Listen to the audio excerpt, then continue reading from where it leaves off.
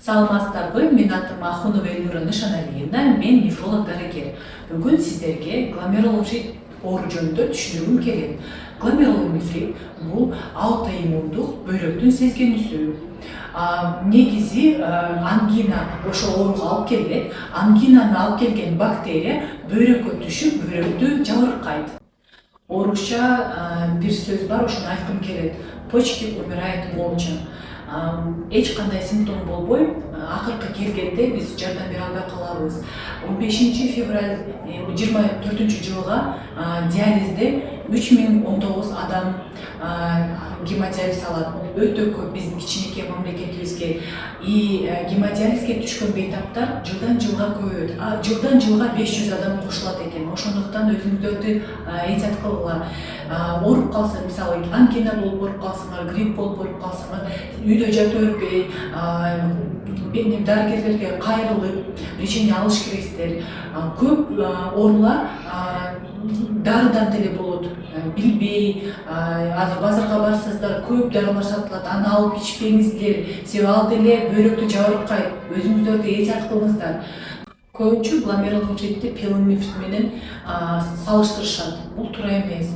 Гломерулонефрит бул аутоиммундук оору. Бул болсо сиздин денеңиз, сиздин бөйрөгүңүздү чужой орган деп эсептейт. Ошондуктан бул ооруда иммунитет көтөрө турган дары ичсеңиздер болбойт. Иммунитет көтөрө турган дары ичкенде иммунитет туруп, бул жерде бөйрөк эмес, бул чужой орган деп туруп талкалаганга аракет кылат.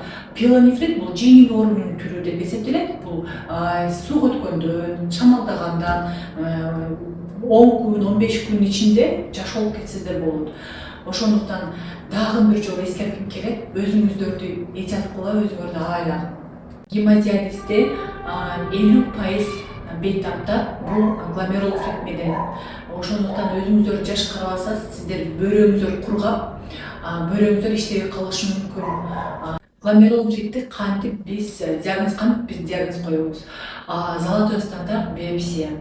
Бейтаптарды биопсияга жөнөтсөм, азыр түшүнүшпөйт. Эмне себептен УЗИден билинет го деп.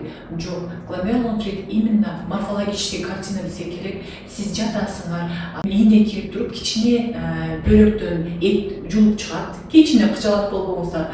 Аны микроскоптон көрүп, гломерулонефриттин кандай түрү экенин билебиз. Себеби кандай түрү биз билсек, ошол түр дары берилет. Мисалы, бул мындай түр, ошол түргө могу дары жакшы жардам берет деп туруп бизге уже картина билинет да. Ошондуктан сөзсүз түрдө биопсия жасаш керек. Сөзсүз биз заран текшеребиз, почечный тест, печёночный тест, башка сортовый система, липидный спектр, ал анализдер деле керек. Бирок аныктап бул түр, гломерулонефриттин бул түрү деген үчүн биопсия бизге сөзсүз керек. Биопсия бизге сиздерди дарылаганды жардам берет. Мен сиздерге өзүмдүн мага келген бейтап жөнүндө айтып берейин. Бейтап келди, гломерулонефрит деген диагноз коюлду, лечение жазылды. Лечение жазылгандан кийин 1 айдын ичинде аябай жакшы результат болуп, мен 3 айдан кийин келесиңер деп кое бергенмин.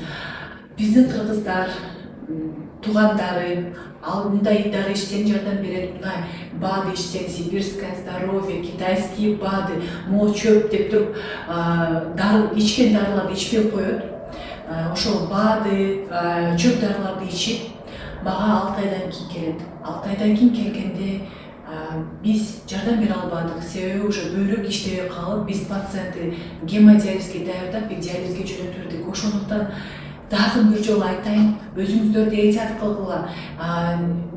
Сиздерге дарыгер жазып берсе, лечениени ошону сөзсүз аткарыңыздар. Өзүңүздү эhtiyat кылыңыздар. Бөйрөктү бир кургатып алгандан кийин, бөйрөк бул жөнөкөй өрүк де.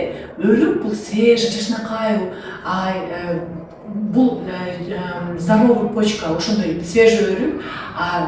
Иштебей калган бөйрөк болсо өрүк какты канчалык сууга салмайынча свежий өрүк болуп калбайт. Бул оору негизи оорулар деп эсептелет. Себеби эч кандай симптом болбойт. Жөн эле зарада өзгөрүш болот, бирок сиздер акыркы жолу качан зара тапшырдыңыздар? Туурабы? 1 жыл болду, 2 жыл болду, мүмкүн уже 5 жыл болду сиздер тапшырбайсыздар. Ошондуктан эле гломерулонефрит оору менен бейтап заран тапшырбай жүрөт 5 жылдап 10 жылдап анан бизге кайрылганда биз жардам бере албай калабыз. Себеби бизге кайрылган учурда бөйрөк уже иштебей калат. Мен силерге кеңешим бергим келди эле. Сиздер эми биздин кыргыздар оорутам дегенде туугандар моодары жакшы, мына чөп дары жакшы, бул жака бар, ал жака бар деп сунуштайт. Бирок эч кандай дары, бааты, чөп дарылар ичпеңиздер. Себеби бүт дарылар бөйрөк аркылуу чыгат. Бөйрөк и так жаман иштеп атат. Да силер и так ошо дарылар менен нагрузка кылып атасыңар. Бөйрөк оорулар менен бөйрөк оору болсо, вообще негизи эч кандай лишний дары ичсе болбойт. БАДы, китайский травы, ошондуктан өзүңүздөрдү абайлаңыздар.